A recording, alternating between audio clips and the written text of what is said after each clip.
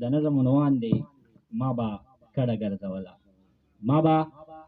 کډه ګرځوله زه په ځای به لوغړېدمه په هر ځای نوې سړی وم د چا خپل د چا پردی وم چا به ویلې دا نهي دی چا به ویلې دا جولا دی دا چې زه ومه بې کوره زه د دې د لاسه سپک وم چې نه کور و نه مې ورو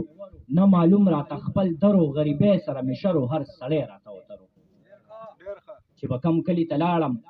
په کنډر کې به دیره شوم د کوټې لرګي به ماتو برنډې لرګي به ماتو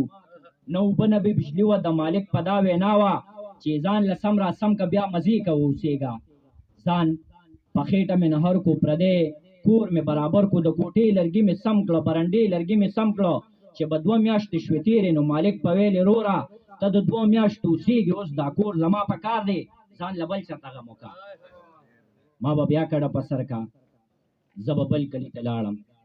ما با بیا کډه په سر که زه به بل کلي ته لاړم بس په دې کې مې سر سپین شو ما به کډه ګرځولی یا زما خالق ربه یو وړه ګیله لرمه د خانانو مربي دي زما قبر لري ځای نشته په سپوږمۍ کې به اوسېږم په اسمان کې به ښخېږم په جنت کې به هم داسې در په در کډه په سر یم هلته هم به مسافر یم لکه دلته چې ګرځېږم در په در یم زورېږم اوس په کم خوا کډه وړم اوس په کم پلو ته ځم. بسر صاحب چې ځواني دې راله راکړه زندګي دې راله راکړه په دنیا دې داسې پرېښوم لکه سپې د کډې پاتې اوس خو لږه خوره راکه چې ځان باندې خوره کم اوس خو لږه خوره راکه چې ځان باندې خوره کم چې مارغان او سپي مې نه خوري چې لیوان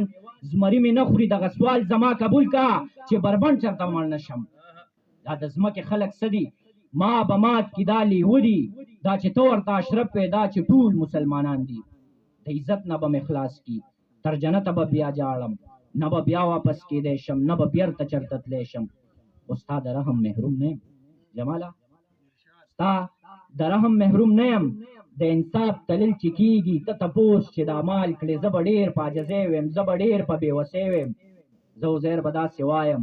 ما به کډه ګرځوله ما به کډه ګرځوله.